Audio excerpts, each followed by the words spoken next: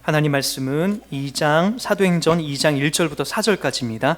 우리 한 목소리로 같이 읽도록 합니다. 시작. 오순절 날이 이미 이름에 그들이 다 같이 한 곳에 모였더니 호련히 하늘로부터 급하고 강한 바람 같은 소리가 있어 그들이 앉은 온 집에 가득하며 마치 불의 혀처럼 갈라지는 것들이 그들에게 보여 각 사람 위에 하나씩 임하여 있더니 그들이 다 성령의 충만함을 받고 성령이 말하게 하심을 따라 다른 언어들로 말하기를 시작하니라. 아멘. 네, 자리에 앉겠습니다.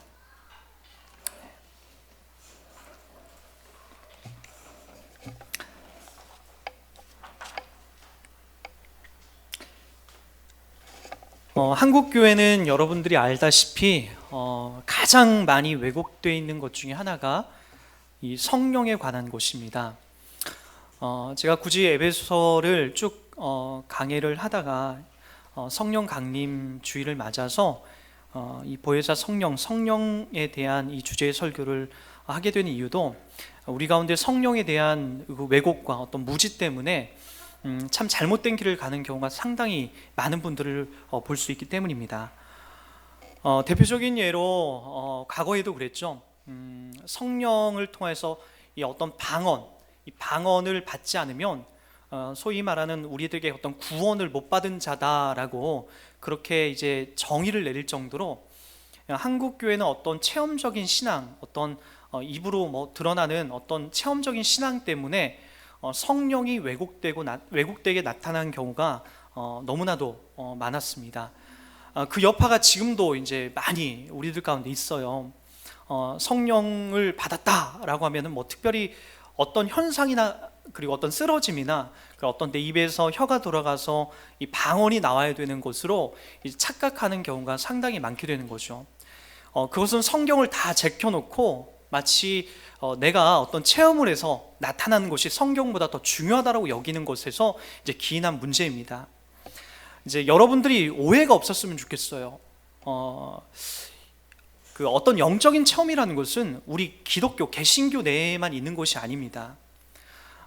영적인 어떤 신령한 체험들은 이 카톨릭에도 있어요. 거기는 이 축기를 하는 그런 사람들도 있고, 거기는 여러분들과 어떤 똑같은 사람들처럼 혀가 꼬부라지고 새로운 말을 하는 어떤 그런 사람들도 있어요. 인도에 가면 힌두교가 있어요. 힌두교 역시도 그 나라 언어만 하는 것이 아니라 그들은 막 어떤 심한 화물경에 들어가다 보면은 다른 나라의 말, 그리고 이상한 말들로 그들의 신에게 이제 기도를 하는 경우도 우리는 볼 수가 있습니다. 이슬람교를 믿고 있는 알라 신을 믿고 있는 회교도인들도 마찬가지고요. 심지어는 불교인들도 돌을 닦다가 이상한 어떤 치유와 기적을 나타내기도 하고, 그들 역시도 이상한 말로 그들의 신께 기도하는 경우를 볼 수 있다는 거죠. 우리가 착각하는 것 중에 뭐냐면은 우리 기독교 여기에 우리가 어떤 영적인 체험을 한 것이 마치 모든 것을 뛰어넘는 어떤 아주 다른 사람과는 이 구분이 지어져 있는 어떤 초자연적인 어떤 현상이라고 우리가 느끼는 것에서부터 이런 것들은 많은 문제가 있어요. 나만 갖고 있는 것, 나만 한 것. 그래서 교회에서 이제 이런 어떤 것들을, 이런 신비한 것들을 좀 체험한 사람들을 보면은 상당히 이제 바른 길을 가고 있는 사람들이 많이 이제 드문 경우가 많아요. 저도 이제 제가 참 특이한 경우를 세 케이스를 봤어요. 한 번은 이제 중학교 3학년 때 제 친구들과 함께 교회에서 매일 밤마다 기도하다가 이 친구는 좀 영적인 그런 것들에 대해서 되게 민감한 친구였어요. 이렇게 앉아서 기도하고 체험하는 것들에 대해서 되게 예민하고 그런 것들을 갈급해하고 그런 친구였는데, 제 옆에서 기도하다가 갑자기 의자 밑으로 막 떨어지더니 사시나무 떨듯이 막 떨면서 이상한 말을 하는 거예요. 그 다음부터 이상한 행동을 하기 시작해요. 학교에 가서도 그렇고 자기 엄마 아빠를 만나더라도 나는 누구누구가 아니다, 나는 성령이다, 너희들은 내 말을 들어라 라고 하고, 학교에 가서도 그러고, 그래도 또 매일같이 또 새벽 기도도 나오고 저녁 기도에도 나오고, 어떤 날은 담임 목사님에게 이 엄마가 너무나 이상한 행동을 하고 그러니까 이 담임 목사님에게 전화를 해서 얘 이상하다 지금, 그래서 얘를 이제 바꿔줘서 통화를 하게 했어요. 그랬더니 그때 담임 목사님이 누구였냐면은 이을휘 목사님이셨어요. 저희 첫 번째 교회 목사님이었는데, 그 목사님한테 그러는 거예요. 이을이, 너는 들어라. 나는 누구누구가 아니다. 나는 성령이다. 그래서 그 당시 목사님들도 헷갈리는 거예요. 목사님도 거기에 진짜 그렇게 말하는 걸 순종을 하는 거예요. 예, 그러냐고. 나중에 기도도 하고 막 간절히 해서 귀신이면 나가라 라고 했는데도 뭐 안 그러고, 그러니까 이건 성령이다. 그래서 뭐 그 당시에 많은 사람들에게 그렇게 이제 이 친구가 임한 건 성령이다 라고 하면서 그 친구가 말하는 것들에 대해서 많이 듣고 했죠. 결국엔 이 친구가 그렇게 한 2, 3년을 보내다가 결국에는 이 정신병원에 갔어요. 그리고 지금도 저하고는 이제 중학교 때 엄청나게 친한 친구예요. 지금도 이제 아산에 있는 한 정신병원에 지금도 이제 입원해 있어서 한 2년 가까이 지금 이제 뭐 들어왔다 나왔다 하다가 최근에 한 2년 가까이 그곳에 이제 입원해 있습니다. 또 한 케이스는 이제 그런 케이스를 제가 봤어요. 그분도 이제 저와 함께 새벽에 기도하시던 분인데 한 50대 한 중반 정도 되신 분이었어요. 이분이 갑자기 기도하다가 다른 나라 말로 갑자기 기도하는 거예요. 중국말이었어요. 이분은 중국에 이제 한 번도 다녀온 적도 없고 그분들과 교제한 적도 없는데 그곳에서 막 갑자기 기도하시다가 중국말로 이렇게 기도를 하는 거예요. 그래서 이게 진짜인가 가짜인가 나중에 확인하기 위해서 나중에 이제 그 교포분하고 대화함 중에서도 분명히 이건 중국말이고 발음도 정확하다라는 것까지 이렇게 얘기가 들었죠. 근데 그걸 받고 나서 나중에 이분은 그 뭐 교회에서 더 성실하게 잘 했느냐, 그렇지도 않았어요. 가지고 있는 어떤 영적 교만과 그런 마음들 때문에 우리 교회는 수준이 너무 낮죠. 그리고 다른 교회로 가서 그곳에 문제를 일으키더니 결국엔 남편에게도 큰 상처를 주고 결국엔 나중에는 뭐 이분 신앙생활 안 하는 것까지 제가 보고 이제 확인을 했습니다. 여러분들에게 나타난 어떤 이런 은사, 어떤 여러분들에게 보여지고 있는 어떤 그런 것들이 여러분들은 계속해서 지금까지 그거 달라고 계속해서 기도했던 적이 한두 번이 아니었을 거예요. 그러나 다 나쁜 케이스만 있는 건 아니에요. 성결하게, 그리고 그것을 잘 다스리면서, 그리고 그 안에서 나타나는 신비하고 그리고 그 안에서 나타나는 주어져 있는 그 신령한 은사들을 정말로 교회 유익 가운데에 아름답게 사용되어지는 케이스도 있지만 많은 부분들은 또 안 되게끔 악용을 하고 잘못된 길로 가게 되는 경우가 상당히 많다라는 거죠. 여러분, 그러면서 우리가 잘 확인해야 될 것은 뭐냐면은, 그렇다면 우리가 이 성령을 받았기 때문에, 우리 가운데 뭔가 임했기 때문에 그 다음부터 우리가 다 끝났다라고 확인하면 안 돼요. 분명한 것은 여러분들에게 어떤 하나님의 신실한 은사를 주고 신령한 은사를 주시는 것은 거기에 국한돼서 그 목적 때문에 준 게 아니에요. 방언하게끔 하기 위한 것을 하나님이 그때 목적 준 게 아니라 질병이 걸려서 병을 치료하게끔 하기 위해서 주신 그 건까지만 준 것이 아니에요. 여러분, 하나님께서 왜 여러분들에게 성령을 주시고 그 은혜들을 체험케 하시냐면은 더 깊은 것이 있다라는 거예요. 단순히 병 고치고 방언을 하고 그리고 신비한 것들을 보게 하는 그런 것에만 국한된 것이 아니라 더 깊이 들어가는 거예요.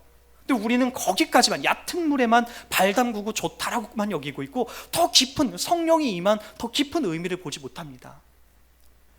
그래서 여러분들에게 임하는 이 성령, 도대체 성령은 왜 임하고 성령이 임한 이 본질적인 의미가 무엇인지를 확인하는 것은 여러분들이 혹시나도 살아가다가 하나님의 은사와 그런 은혜를 체험하고 나서 질서 없이 우왕좌왕하며 영적 교만으로 빠지는 것을 예방하고 정말로 성령께서 내 안에 임하시고 좌정하신 그 의미가 무엇인가. 아니, 심지어는 한국의 많은 한 90% 이상은 이런 어떤 신령한 은사, 어떤 방언을 하고 어떤 뭐 이상한 기적을 체험하는 것이 없음에도 불구하고 없는 신자들이 한국계는 한 90% 이상이 돼요. 그런 사람들에게는 그럼 도대체 성령이 임하지 않은 건가 라는 것까지 우리가 확인해서 도대체 성령이 임함은 무엇이고 이런 현상이 나타나거나 나타나지 않거나 도대체 우리 가운데 그럼 성령이 임한 그 과정과 그리고 임해서 나타난 결과물은 무엇인가를 여러분들이 바르게 확인하는 것은 정말로 중요하다는 거죠. 여러분, 오늘 그런 의미에서 오늘 그 오순절날 성령이 임한 이 의미를 한번 잘 새겨보았으면 좋겠어요. 여러분, 예수님이 이제 죽으시고 부활하셨습니다. 부활하시고 이 땅에 며칠 동안 더 계셨냐면 의도적으로 그렇게 안 하셔도 되는데 40일 동안 예수님이 살아서 제자들에게 나타났다 안 나타났다, 또 다른 곳에 가셨다 안 나타났다 그래요. 부활하기 전에는 제자들과 늘 함께 계셨지만 부활하시고 나서는 제자들 간헐적으로 함께 하세요. 40일 동안 그렇게 계세요. 그러고 나서 이제 40일이 지나고 나서 예수님은 이제 하늘로 승천하십니다. 그리고 나서 제자들에게 그렇게 얘기를 해요. 너희는 몇 날이 못 돼서 예루살렘을 떠나지 말라. 몇 날이 못 돼서 너희들에게 성령을 주시겠다라고 하는 약속을 합니다. 우리 한번 그 부분을 보도록 할까요? 사도행전 1장 우리 4절부터 한번 보도록 하겠습니다. 사도와 함께 모이사 그들에게 분부하여 이르시되 예루살렘을 떠나지 말고 내게서 들은 바 아버지께서 약속하신 것을 기다리라. 요한은 물로 세례를 베풀었으나 너희는 몇 날이 못되어 성령으로 세례를 받으리라 하셨느니라. 아버지께서 약속하신 것, 아버지께서 약속하신 것이라는 것. 우리는 이 사도행전을 보면서 많이 헷갈려요. 많이 우리가 놓치는 부분이 있는데, 그래, 제자들처럼 마가의 다락방에 가서 열흘 동안 진짜 음식을 안 먹고 식음을 전폐하고 간절히 기도했기 때문에 성령이 임했다라고 우리가 생각을 해요. 근데 여러분, 그게 아니에요.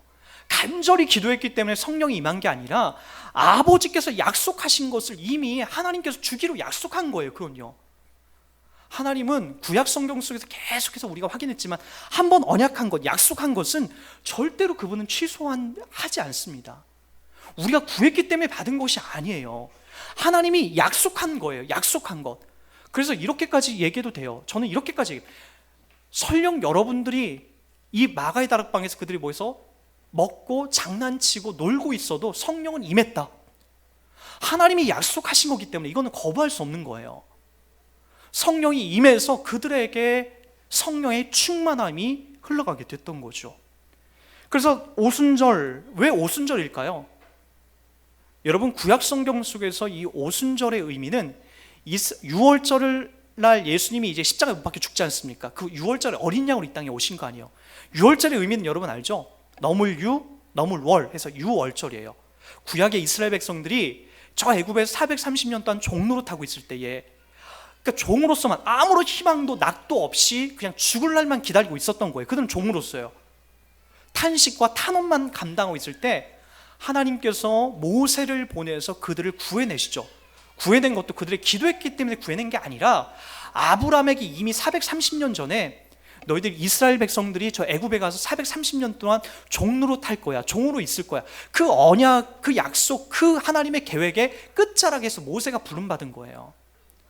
이 이야기는 창세기 15장에도 그대로 나오는 이야기가 아닙니까? 아브라함을 불러내서 하나님과 고기를 쪼개놓고 언약을 맺었던 그 약속 속에서 나오는 거 아닙니까? 하나님의 계획 속에 있는 거죠. 그리고 나서 430년이 차서 이스라엘 백성들이 유월합니다. 죽음의 사자가 왔는데 양의 피가 발라져 있는 문설주를 넘어가요. 문방을 넘어갑니다. 그리고 양의 피가 발라지지 않은 저 애굽 백성, 왕 노릇하고 있는 그들의 장자들은 다 죽게 돼요. 그게 바로 유월절이에요. 피가 발라져 있어서 이스라엘 백성들이 살아나는 것. 그래서 그들이 어디로 들어가죠? 그동안 종이었는데, 죄인이었는데 그들은 이제는 죄인이 아니라 하나님의 백성으로서 광야를 걷어서 결국엔 가나안 땅, 천국을 상징하는 그 가나안 땅으로 들어가게 되는 거예요. 우리도 똑같지 않습니까? 우리도 사실은 이 땅에서 어떤 존재였나요? 죄인이었다고요. 저 세상의 노예가, 사탄 마귀, 공중권세 잡은 마귀의 종이 되어서 아무런 희망도 낙도 없었던 사람, 우리가 무슨 천국을 사모하는 자입니까? 이 땅에서 잘 먹고 잘 살려고 살아왔던 사람이죠.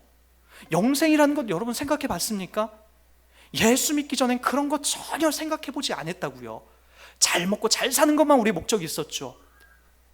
이 땅에서 그렇게 살다가 그냥 죽음으로써 끝나는 것이 우리의 인생이었다고요. 그런데 예수가 우리 가운데 찾아오셔서 6월절에 그 어린 양이 되신 그 예수님이 십자가에 못 박혀 죽으심으로, 그리고 그분이 죽기 전에 이것은 내 살이다, 이것은 내 피다, 이것을 먹고 마셔서 너희들 영생해라 라고 하면서 실제로 그분이 십자가에 못 박혀 자기 살을 찢기고 피를 흘려내는 것 우리가 확인하지 않습니까? 우린 영적으로 그것을 씹어 먹는 거예요. 그것을 마시는 거예요. 마신 거죠. 그래서 우리 가운데는 영생이 있는 거예요. 그래서 우리가 이 세상에서 이 세상에서 눈에 보이는 것으로 우리가 목적 삼지 않고 영원한 하나님의 나라, 그 가나안 땅을 우리가 바라보면서 우리가 이 땅을 살아가게 되는 거죠. 그게 바로 유월절이라고요. 어린 양의 제물로 오신 예수 그리스도, 그분이 바로 예수님인 거죠. 그분이 그렇게 죽으시고 나서 40일이 지났어요. 그리고 나서 40일이 지나고 부활하시는 시점에서 오늘 요한은 물로 세례를 베풀었으나 너희는 몇 날이 못되어 성령으로 세례를 베풀리라, 받으리라 라는 것을 하시고 예루살렘에 기다려 있어라 라고 하면서 예수님이 올라가신 거예요. 그리고 열흘이 지난 다음에, 왜 도대체 열흘일까요? 이틀, 다음날 주시면 안 되나요? 왜 열흘이죠? 기가 막히게도 구약에서 이 오순절은 바로 칠칠절이라고 하고 맥추절이라고도 해요. 77절은 77의 49에서 그 다음날 맥추절을 기념하는 날이죠. 맥추절은 뭐죠? 이스라엘의 첫 번째 수확물을 얻는 날이에요. 한 해 동안 이스라엘 첫 번째 수확물을 보리를 곡식해서 얻는 거예요. 그 곡식 중에 하나님 앞에 드리는 열매도 있을 뿐만 아니라 첫 수확물이니까 얼마나 그들이 기쁘겠습니까? 배부르죠. 그들이 이웃과 나누면서 축제의 장을 만들어가는 거예요. 맥추절은 그런 거예요. 맥추절이라고 해서 교회에다 헌금 바치는 그런 정도가 아니에요. 그게 아니라 이웃과 함께 잔치를 벌이는 거예요. 맥추절은요, 기쁨의 잔치. 배고픈 사람이 없고 그동안 허기지고 허기졌는데, 특히나 그 40일 동안에는 뭐가 있었냐면, 그 50일 맥추절이 오기 전에는 무교절이라는 게 있어요. 쓴나물과 누룩이 들어가지 않은 빵을 먹는 거예요. 얼마나 맛이 없겠습니까? 쓴나물을 먹으면서 그들의 애굽에서 있었던 고생고생한 것들을 추억하는 거예요. 그 모든 것들을 겪고 나서 보리를 수확해서 떡을 만들어 이웃과 나눠 먹는 그 축제의 장이 얼마나 기쁘겠냐는 거예요. 40일이 지나고 10일이 지나서 그 맥추절날, 바로 오순절날 성령님이 바로 이스라엘 땅에, 예루살렘에 충만하게 임하게 되는 거죠.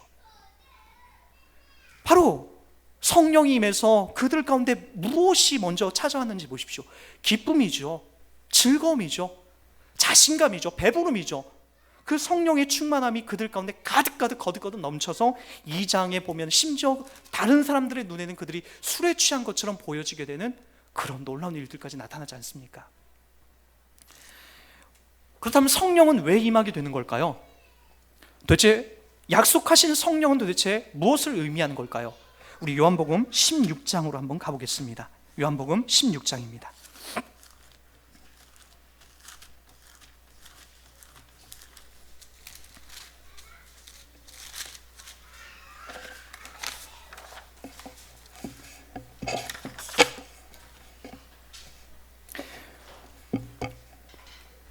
요한복음 16장 우리 7절부터 11절까지 한번 읽어봅니다. 제가 읽겠습니다. 그러나 내가 너희에게 실상을 말하노니 내가 떠나가는 것이 너희에게 유익하니라. 내가 떠나가지 아니하면 보혜사가 너희에게로 오시지 아니할 것이요, 가면 내가 그를 너희에게로 보내리니 그가 와서 죄에 대하여 의에 대하여 심판에 대하여 세상을 책망하시리라. 죄에 대하여람은 그들이 나를 믿지 아니함이요, 의에 대하여람은 내가 아버지께로 가니 너희가 다시 나를 보지 못함이요, 심판에 대하여람은 이 세상 임금이 심판을 받았음이니라. 자, 여기까지 한번 보시고 저를 이제 보세요. 여기서 나오는 7절에 나오는 보혜사는 이 헬라어로 파라클레토스예요. 파라클레토스. 이 파라클레토스는 파라라고 하는 곁에라고 하는 이 헬라어 파라라고 하는 이 의미와 칼레오, 부르다라는 그 의미를 담고 있어요. 이게 합성어죠. 합성 명사가 된 거죠. 곁에서 부르다라는 그런 의미를 갖고 있어요. 누가? 하나님께서 가장 곁에서 부르다라는 것이 파라클레토스라는 거예요. 헬라어로. 여러분, 그 의미가 보혜사예요. 보혜사. 곁에 두고 같이 있게 하고 곁에 부르고 그리고 곁에서 함께 아우르고 도와주는 그 역할, 곁에 두는 것, 파라클레토스라고 하는 그 의미가 보혜사라는 거죠. 이 한국교회의 많은 그 이단들은요, 이 부분을 자기에게 적용하는 이단들이 너무나 많아요. 한국에도 제가 지난번에 얘기했지만 이단들이 얼마나 많이 있냐면은, 한국에 제가 대충 정리해 온 것만 합하면 43명이에요. 삼각산 기도원에서 황국주가 자칭 메시아 예수라는 타이틀을 획득한 이후 태백산 박태선의 전도관, 현재 천부교죠. 조희성, 이제 조희성씩은 죽었죠. 이연석, 이영수, 유재열, 신천지 이만희, 최충일, 김순린 등등해서 양도천, 김용화, 우종화, 강재현, 말도 못. 제가 조사한 것만 43명이 돼요. 재림주가. 한국에 본인이 예수라고 하면서 보혜사다라고 하면서 재림주라고 하는 사람이, 보혜사, 재림주라고 하는 사람이 최소한 50명은 되고, 정신이 이상한 사람들이 아니에요. 그런 어떤 신비한 체험을 하고 신비한 일들을 하는 거예요. 심지어는 박태선 씨 같은 경우는 우리가 알잖아요. 기존 우리와 똑같은 교회 장로로서 지내다가 이 사람이 자꾸만 신비한 어떤 체험들을 해나가다 보니까 이 영적 교만함이 하늘을 찌르게 되고, 하나님 말씀을 가리키는 것을 우습게 여기고, 그리고 하나님의 어떤 말씀보다는 본인의 체험과 간증의 이야기를 담아뒀죠. 심지어 들려오는 이야기에 의하면 이분이 수박밭인가 호박밭에 손가락을 넣어서 막 흔들면은 뱀이 손가락에 주렁주렁 매달리는 그런 이적도 막 했대요. 그런 걸 보고 막 누군들 못 믿겠습니까? 무섭고 겁나죠. 마태복음 7장에도 분명히 나오지만 말세에 주여 주여 하는 자마다, 그리고 놀라운 이적을 행하는 자마다 다 하나님의 그 선택한, 하나님의 귀한 그 종이 아니라는 거 우리가 분명히 알 수 있지 않습니까? 우리는 눈에 보이는 체험적인 현상들 때문에 우리가 거기 쏙 빠지게 되는 거예요. 여러분, 성경은 성령이 우리 가운데 임한 오신 그 의미를 그렇게 눈에 보이는 현상에는 집중을 안 해요. 거의요. 본질적인 의미, 그 의미가 무엇인가? 그래서 오늘 약속하신 성령은 바로 오늘 이 부분이에요. 요한복음 16장에 드러난 하나님께서 약속한 성령, 이 보혜사, 그분이 우리에게 찾아오실 텐데, 찾아오셔서 하는 세 가지, 8절에 보면은 죄에 대하여, 의에 대하여, 심판에 대하여, 이 역할을 하는 것이 바로 성령님이죠. 친절하게도 그 부분이 설명이 나옵니다. 죄에 대하여라면 그들이 나를 믿지 아니하며. 여러분들이 상당히 많이 착각하는 것 중에 하나가 뭐냐면은, 죄 하면은 자꾸 우리가 도덕적이고 어떤 율법을 어겨서 짓는 죄로 여겨요. 그러나 죄의 의미는 원래는 그 관역을 벗어났다라고 하는 것이 이 죄의 의미예요. 내가 화살을 쐈는데 정확하게 내가 지시하는 그 관역에 맞아야 되는데 그것이 다른 곳으로 벗어난 거, 이게 바로 성경이 말하고 하는 죄인의 의미라는 거죠. 그렇다면 여러분, 분명합니다. 우리가 도덕적이고 율법적인 죄를 세상 사람들이 바라본 그것을 죄라고 여기는 것이 아니고, 우리가 성경이 기준시하고 있는 예수를 믿지 않고 있는 것이 바로 죄라고 전제하고 있는 거죠. 여러분들이 예수를 믿지 않고 있다면 그것은 씻을 수 없는 죄인이지만 우리는 예수를 믿고 있기 때문에 우리가 죄인이 아니라 하나님의 의인으로서 우리가 부름받게 된 거죠. 그리고 의에 대하여서도 이렇게 설명하죠. 의에 대하여라면 내가 아버지께로 가니 너희가 다시 나를 보지 못하며. 뭐죠? 예수님께서 십자가에 못 박혀 죽으시고 살아나신 것, 그것은 우리가 의라고 얘기하는 거죠. 그리고 세 번째 뭐냐면 심판에 대하여라면 이 세상 임금이 심판을 받았음이니라. 맞죠? 공중 권세 잡은 그 마귀가, 사탄이 바로 예수 그리스도께서 십자가에 못 박혀 죽으심으로써 그를 이기고 그의 머리를 밟아서 승리케 되는 그 은혜가 우리 가운데 임하여서, 그것이 바로 마귀 권세, 공중 권세자를 심판한 그 의미로 우리 가운데 다가오게 되는 거죠. 그래서 여러분, 착각하지 마세요. 예수 믿는 여러분들은 심판받는 존재가 아닙니다. 지옥에 가냐 천국에 가냐 그런 심판받는 존재들이 아니에요. 하나님의 백성으로서 저 영광스러운 저 하나님 나라에서 누리는 그 은혜에 우리가 포함되어 있는 자지, 심판의 대상은 마귀이고 예수 믿지 않는 자들이 그 심판의 대상이라는 것을 여러분들이 확인하시기 바랍니다. 근데 우리가 놀라는 것은 그거예요. 예수님이, 제자들이 이 이야기를 들어요. 예수님 십자가에 못 박혀 죽기 전에. 여러분, 얼마나 그들이 괴로웠을까요? 한번 생각해 보세요. 지난주에 이제 저희 그 장인어른이 이렇게 좀 큰 사고를 좀 당하셨어요. 페인트를 옥상에 좀 칠하시고 무리를 하시다가 뭔지 모르게 이제 쓰러지셨는데 기억을 못 하는 거예요. 그리고 이제 그 머리가 이제 뒤가 한 10cm 가까이 이게 깨졌는데도 뒷머리 뒤로 이제 쓰러지신 거예요. 전혀 못 하고 얼마나 세게 쓰러지셨는지 이 뇌의 충격이 이제 앞 혈관이 터질 정도로 이 뒤에서 누른 것이 앞혈관이 이제 전두엽 부분이 터질 정도로 이제 상당히 이제 큰 아주 위험한 상황이었죠. 장모님이 이제 출근하셔서 집에 오셔서 이제 발견을 하고 피가 흥건히 젖어 있는 걸 확인하고 거의 얼굴도 이제 노랗게 이제 질려 있는 그 모습을 보고 바로 119를 불러서 이제 병원에 갔는데, 이 문산에 이제 가까운 이제 종합병원에 일단 갔는데 거기서 CT를 촬영했는데 이건 심각하다, 너무나 심각하다라고 하면서 이제 곧 이제 돌아가실 수도 있겠다, 빨리 큰 병원으로 가라. 이 CT를 촬영한 사람이 그 얘기 듣고 이제 처음에는 저도 안심했다가 불안을 해서 이제 바로 저희 아내가 엉엉 우는 거를 달래서 이제 갔죠. 다행히 결과적으로 큰 병원에 가서 이 작은 병원에서 이제 CT의 이제 판독이 조금 이제 잘못돼 가지고 이제 그렇게 심하지 않다라고 하고 수술을 안 해도 된다라고 하는 경고를 받아서 이제 정상적으로 곧 생활할 수 있다라고 하는 이제 그런 이야기를 듣고 안심을 하게 됐지만, 어쨌든 그 순간 저희 아내와 저희 아버지와 관계가, 저희 아버지가 장인어른이 과거에 이제 교통사고를 좀 크게 한번 당하셨기 때문에 그 전에 상당히 친절하고 따뜻한 분이셨는데, 저희 아내와 이제 그 교통사고를 당하시고 나서 상당히 이제 좀 소위 말하는 좀 까칠한, 이렇게 좀 성격이, 뇌를 다치셨기 때문에 이제 그런 식으로 이제 많이 바뀌셨어요. 근데 이번에 또 뇌를 또 다치셔서 이제 앞으로 어떻게 되는지 모르는데, 그 다음부터는 이제 저희 아내를 상당히 잘할 때 엄하게 가리키고 매로 가리키고 상당히 이해할 수도 알 수도 없는 것들로 이제 혼내키셨다라고 하는 것들을 좀 많이 들었어요. 그럼에도 불구하고 아버지가 이제 사고를 당했다라고 하는 걸 듣고 그냥 주체할 수 없을 만큼 엉엉 우는 거예요. 엉엉 울고 엉엉 슬퍼하는 거죠. 아버지가 본인에게 서운하고 섭섭하게 했음에도 불구하고 이 땅에서 이제 더 이상 못 볼 수도 있다라고 하는 그 이야기가 아무리 자기에게 섭섭하고 서운하게 하는 분이라 할지라도 여러분, 보내기가 아쉽고 헤어지면 되게 미안한 거예요.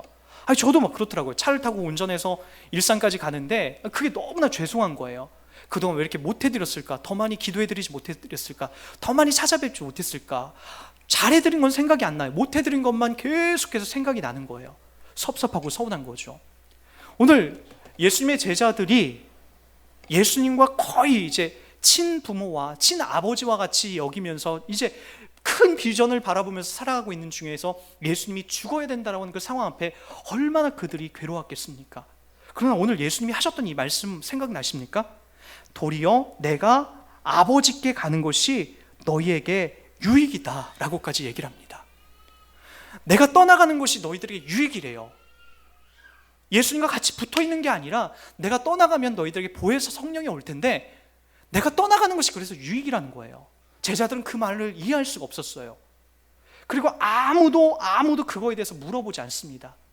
그때 예수님이 더 부연 설명을 해나가십니다. 우리 한번 13절부터 한번 또 보도록 할게요. 16장 13절입니다. 그러나 진리의 성령이 오시면 그가 너희를 모든 진리 가운데로 인도하시리니 그가 스스로 말하지 않고 오직 들은 것을 말하며 장래일을 너희에게 알리시리라. 그가 내 영광을 나타내리니 내 것을 가지고 너희에게 알리시겠음이니라. 성령이 오셔서 제자들에게 너희들에게 유익이다라고 얘기하시면서 하셨던 이야기가 뭐냐면, 내가 떠나가는 게 유익인데 성령이 도대체 그럼 오셔서 무엇을 하시는 거냐? 여러분, 여기서부터 잘 들어주시기 바랍니다. 여러분들은 자꾸만 성령을 받고 어떤 영적 체험을 한 것에 대한 나타난 현상 때문에 여러분 거기에 목적 두는데, 오늘 예수님이 하셨던 것은 죄에 대하여, 의에 대하여, 심판에 대하여, 즉 성령이 우리 가운데 오셔서 하시는 것은 우리의 죄의 문제를, 그리고 우리의 구원의 문제를 터치하시는 거예요. 그리고 그분이 오셔서 진리를 깨닫게 하시는 거죠. 13절, 진리의 성령이 오셔서 그가 너희를 모든 진리 가운데로 인도하신대요. 진리는 예수 그리스도 외에는 이 땅에 주어진 것이 없습니다. 또 다른 진리는 없어요. 그분을 설명하고 그분을 이야기하는 거예요. 성령이 이 땅에 오셔서 여러분 가운데 내주하셔서 하시는 역할은 바로 예수 그리스도를 이야기하는 거죠.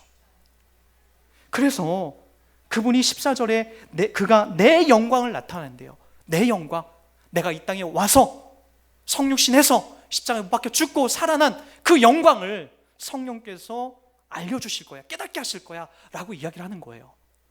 성령의 본질적인 사역은 다 이것입니다. 그래서 오순절날 우리 한번 본문으로 다시 가도록 하겠습니다. 사도행전 2장, 성령이 그들에게 충만하게 임하고 나서 그런 성령의 체험을 하고 나서 그들 가운데에 용기 있게 한 사람이 일어납니다. 우리 한번 사도행전 2장 14절을 한번 보시기 바랍니다. 제가 읽어드립니다. 베드로가 11사도와 함께 서서 소리를 높여 이르되 유대인들과 예루살렘에서 사는 모든 사람들아, 이 일을 너희로 알게 할 것이니 내 말에 귀를 기울이라. 겁쟁이 베드로, 지난주에도 우리가 살펴봤지만 예수님이 십자가에 못 박혀 죽으실 때에 그 면상에다 대고 내가 저놈 저 자식을 모릅니다 라고까지 3번 부인했던 그 베드로가 많은 유대인들과 많은 제사장들이 있는 그 상황 속에서, 많은 디아스포라의 유대인들이 있는 이 상황에서 벌떡 일어나서 그들에게 뭘 얘기하냐면은, 야, 내 얘기를 들어봐. 지금 너희들에게 나타난 이 신비한 일, 너희들 귀에 들리는 이 신비한 언어, 이것이 어떻게 나타난 건지 봐. 그 언어에 대해서 설명하는 것이 아니라, 보세요, 21절부터 제가 읽어드립니다. 누구든지 주의 이름을 부르는 자는 구원을 받으리라 하였느니라. 이스라엘 사람들아, 이 말을 들으라. 너희도 아는 바와 같이 하나님께서 나사렛 예수로 큰 권능과 기사와 표적을 너희에게 베푸사 너희 앞에서 그를 증언하셨느니라. 그가 하나님께서 정하신 뜻과 미리 아신 대로 내준 바 되었거늘 너희가 법 없는 자들의 손을 빌려 못 박아 죽였으나 하나님께서 그를 사망의 고통에서 풀어 살리셨으니 이는 그가 사망에 매어 있을 수 없었음이니라. 누구에 대해서 얘기하죠? 야, 나 방언받고 내가 지금 얘는 지금 너희 터키 말을 하고 있고, 야, 얘는 지금 방언하면서 로만 말을 하고 있고, 야, 얘는 지금 이라크 말을 하고 있어, 야, 얘는 지금 아랍어를 하고 있어 라고 하면서 나타나는 현상에 대해서 설명하지 않고, 지금 너희들 이 현상을 보고 놀라지 마라. 이것은 이미 구약 성경 속에 약속되어 있는 거다. 그러나 그게 중요한 것이 아니라 내가 지금 너희에게 얘기하는 거 반드시 분명히 들어라. 너희들 십자가에 못 박혀 죽인 예수, 이 당시에 예수에 대한 이야기라면 붙잡혀다가 죽어지게 되는 그런 일들이 나타나는 상황 속에서도 베드로는 지금 성령이 임하여 나타난 그 일에 대해서 이야기하고 있고, 그리고 그 본질적인 의미, 그게 뭐였죠? 바로 예수 그리스도께서 죽으시고 부활하시고 하나님이 그를 살려냈다, 이 예수를 통해서 너희들이 구원을 받는다라는 걸 얘기합니다. 특별히 21절을 보면 이런 말씀이 나와요. 요엘서 2장 28절 그 이하에 있는 말씀이거든요. 요엘서에 보면은 누구든지 주의 이름이라고 나오지 않아요. 누구의 이름이 나오냐면 누구든지 여호와의 이름을 부르는 자는 구원을 얻을 것이다 라고 얘기하는데, 기꺼이 베드로는 그것을 바꿔서 주의 이름, 예수의 이름을 부르는 자는 구원을 받을 것이다 라고 하는 것으로 대체하기까지 합니다. 여러분, 우리들 가운데에 성령이 임하여서 나타난 현상, 나타난 어떤 그림자를 이야기하는 것이 아니라 성령께서 임하여서 그들에게 지금 무엇을 하고 있는지, 본질적으로 성령이 임하여서 무엇을 얘기하고 있는지에 대해서 이야기하고 있다는 거죠. 누구죠? 예수 그리스도죠. 자, 그렇다면 분명합니다. 여러분들에게 제가 분명히 묻고 싶은 게 있어요. 여러분들은 예수를 구주로 믿는 자들입니까? 이 시점에서만 여러분 아멘 안 들어도 여러분 그렇게 믿고 있으면 아멘 한번 해주시기 바랍니다. 한번 다시 한번 질문하겠습니다. 여러분들은 예수님을 구세주로 믿고 있는 분들이 맞습니까? 좋습니다. 여러분 가운데서 그 예수가 믿기까지 혹시라도 어디 다른 이상한 다단계 업체 같은 데 가서 여러분 세뇌 교육을 받고 나온 것인가요? 이상한 종교 집회 가서 여러분 세뇌 교육을 받고 나온 거예요? 여러분 참 신기한 게 있죠. 저는 초등학교 5학년 때 교회를 간 적이 있어요. 간 것은 그때 주일학교 선생님의 그 지갑에 목적이 있었기 때문에, 그래서 그때 4,000원인가 6,000원 정확하게 생각이 안 나는데 주일학교 선생님의 그 지갑에 돈을 훔쳐가지고 나온 것이 저의 목적이었어요. 그리고 카레밥을 맛있게 먹고 도망 나왔어요. 그리고 저는 교회에 대한 다니는 아이들과 욕을 하고 저주를 퍼부었죠. 그러다가 6학년 그 겨울방학 즈음에 동네에 작은 교회가 하나 생기고 어머니의 손에 이끌려서, 어머니도 불교 신자였는데 왜 그날 거기에 가자고 했는지 몰라요. 저는 어머니랑 어디 다니는 걸 너무나 싫어하는 자입니다. 저희 집은 제가 막내예요. 저희 어머니는 제가 막내 초등학교 때도 할머니 같았었어요. 거기다 옷도 얼마나 못 입고 다니고 얼마나 화장품 하나도 바르지 않아서 얼마나 촌티 났는지 몰라요. 시장 같은 데 다니는 걸 너무나 창피해서 저마치 떨어져 가거나, 약국에 가서 바카스 한 병 먹고 엄마한테 이거 사달라고 하고 한 병 가지고 도망 나와서 그냥 내 집으로 왔던 적이 있었어요. 엄마하고 어디 다니는 게 창피했거든요. 근데 그날 밤은 어머니와 어디 가는 것을 기꺼이 제가 그 어머니가 내민 손을 붙잡게 되더라고요. 그리고 가서 목사님 가족과 함께 예배를 드리는데, 아주 요만 작은 가정에서 예배를 드리는데, 그날 희한하게 뭔가 있는 것 같다, 내가 그동안 알지 못하고 깨닫지 못한 뭔가 있는 것 같다라고 하는 그 마음의 어떤 신비한 감동을, 거부할 수 없는 감동을 받게 되죠. 그리고 나서 이제 그 다음부터 교회를 나가기 시작했어요. 그 전에 지었던 도둑질, 내 입에서 만들어냈던 욕 같은 것들이 바뀌어지더니 어느 순간 내 입에서부터 하나님을 아버지라고 하고 있더라고요. 육신의 아버지도 있는데 내 하나님 아버지라고 하고 있고, 하나님 앞에 기도하고 있고 찬송하고 있고 교회에 나오는 것이 즐겁더라고요. 여러분, 예수님이 나의 구세주라는 것이 자연스럽게 고백이 되더라고요. 내 삶에서 그분이 나타나고 증언돼요. 여러분에게 이런 말하면 여러분 어떻게 생각하는지 모르겠는데 저는 방언할 줄 모릅니다. 그 친구가 방언하고 이상한 말 할 때 저도 그 옆에서 따라해 보긴 했어요. 안 돼요. 그게 되는 게 아니더라고요. 그렇게 하는 게 아니에요. 억지로 만들어내는 게 아니에요. 그렇게 하는 게 아니에요. 그럼에도 불구하고 저는 제 삶 속에서 지금 제가 정리하고 성경을 통해서 확인한 바 성령을 충만하게 받은 자라고 저는 기꺼이 자부합니다. 왜냐고요? 성령께서 내 안에 찾아오셔서 본질적인 것을 확인시켜 줬기 때문인 거죠. 내 입에서 그 누가 내 목에 칼을 댄다 할지라도 예수 그리스도가 나의 구세주 되심을 거부하거나 부인할 수 없다는 거죠. 그래서 고린도전서 12장 3절은 이렇게 확인을 합니다. 제가 읽어드립니다. 그러므로 내가 너희에게 알리노니 하나님의 영으로 말하는 자는 누구든지 예수를 저주할 자라 하지 아니하고 또 성령으로 아니하고는 누구든지 예수를 주시라 할 수 없느니라. 성령이 우리 가운데 찾아오시지 않고는 누구든지 예수를 주시라 할 수 없다는 거예요. 혹여나 여러분들 가운데서 아직 방언을 못하거나 이상한 말을 하지 못하더라 할지라도, 어떤 신비한 영적 체험이 없다 할지라도, 여러분 속에서 예수 그리스도가 나의 구세주 되시고 내가 죄인이고 예수만이 나의 구세주 되셔서 나를 살려내신 분이라고 확정하신다고 한다면 그분은 반드시 그분은 성령의 충만함에 체험한 사람들입니다. 그 은혜와 그 신비함이 사도신경 속에 가득 자리합니다. 우리의 눈이 자꾸만 나타나는 현상, 쓰러짐, 어떤 병고침에 우리가 집중하고 있기 때문인 거지, 그 뒤에 나오는 더 큰 예수에 대한 이야기를 자꾸만 시시하다라고 생각하면서 사도행전에 그 예수에 대한 이야기를 접어두고 있고 눈으로 보여지는 것으로만 자꾸만 현상을 두고 있기 때문인 거지, 성경은 현상에 집중하지 않고 그 뒤에 베이스를 담고 있는 더 본질적인 예수 그리스도에게 집중하고 있습니다. 그래서 사도행전 1장 8절, 오직 성령이 너에게 임하시면 너희가 권능을 받고 예루살렘과 온 유대와 사마리아와 땅끝까지 이르러 바로 방언을 할 것이다가 아니라, 죽은 자를 살려낼 것이다가 아니라, 예언을 할 것이다가 아니라, 오직 성령이 임하시면 너희가 땅끝까지 이르러 내 증인, 예수의 이야기로, 예수의 생명으로 내 증인이 될 것이다라고 얘기를 한다는 거죠. 그러게 여러분들에게 이 교회를 다니면서 혹시라도 하나님 앞에 기도 중에 신비한 은사, 신비한 은혜를 체험했다고 해서 그것을 우리들 가운데의 자랑으로 여기거나 또한 영적 권위가 내 안에 더 있어 라고 우월감으로 이 자리에 나타나지 않기 바랍니다.